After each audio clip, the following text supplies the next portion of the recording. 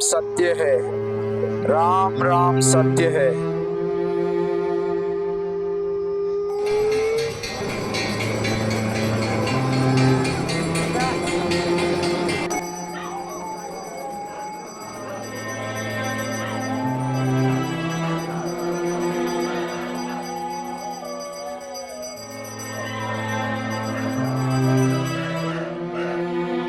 Hello friends, మనం ఇవాళ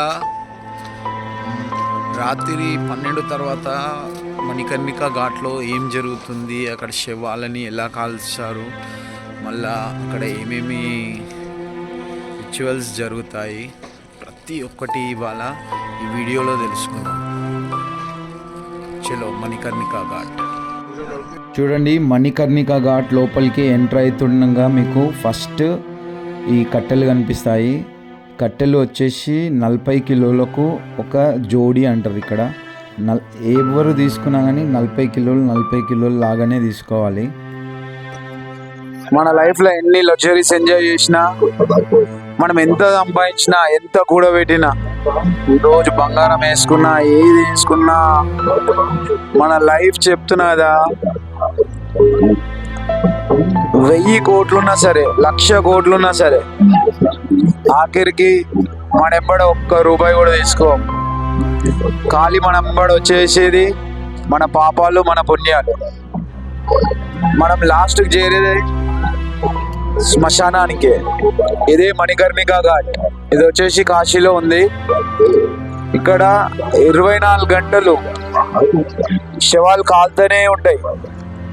ఇక్కడ ఎవరిదైతే శవం కాలుతుందో వాళ్ళకు ముక్తి పొందుతారు అని చెప్పేసి ఒక నమ్మకం. కాబట్టి ఎంతో దూరం నుంచి ఇక్కడికి తీసుకొచ్చి కాలుస్తారు మనుషులని, చనిపోయిన వాళ్ళని. వాళ్ళకు ముక్తి పొందాలని చెప్పేసి వాళ్ళ ఇంటి వాళ్ళు చాలా కష్టంతో కూడుకున్న పని శవాన్ని తీసుకురావడం. చూడండి, రామ్ రామ్ సత్య హే, రామ్ రామ్ సత్య హే. చూడండి, ఇలా శవాలు 24 గంటలు వస్తూనే ఉంటాయి, పోతూనే ఉంటాయి.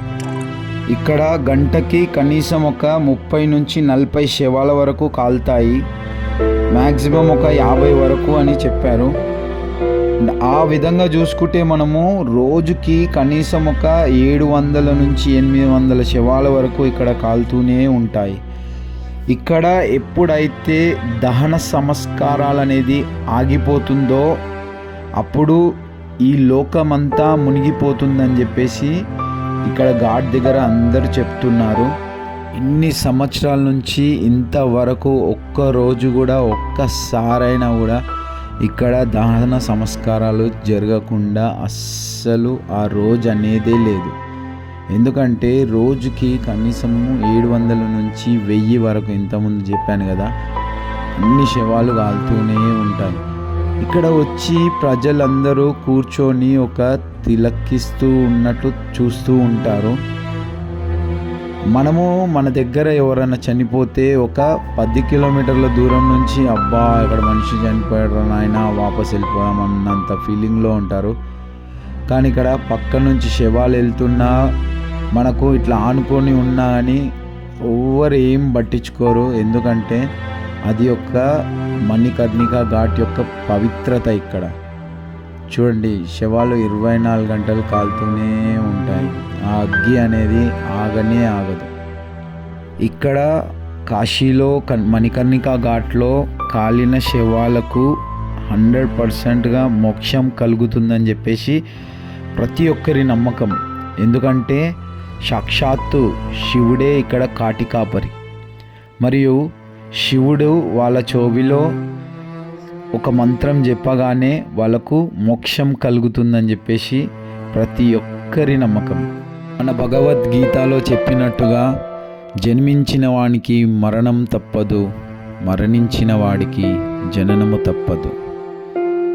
అదేవిధంగా ఎవరైనా ఎన్ని సంవత్సరాలు బతికినా ఈ శరీరాన్ని ఇడిచి మన ఆత్మని ఇంకో శరీరంలకు చేర్చవలసిందే. కాబట్టి ఈ లోకంలో నీ శరీరమే నీ సొంతం కాదు. ఎందుకు ఆ పైసలు, ఎందుకు ఆ భూమి, ఎందుకు ఆ పరపతి, ఎందుకు ఆ లగ్జరీ, ఎందుకు ఆ విలాసవంతమైన జీవితం? ఎన్నటికైనా మనము మరణించక తప్పదు.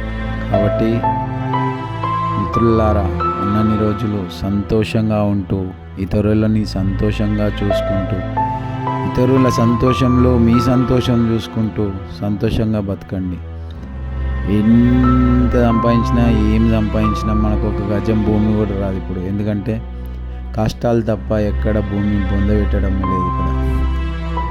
చూడండి, ఇక్కడ ఒక అతను ఆ శవాల మధ్యలో కూర్చొని మంత్రాలు జపిస్తూ అఘోరా అంట అది క్షుద్ర పూజలు చేస్తున్నాడని చెప్పేసి అంటున్నారు అందరూ.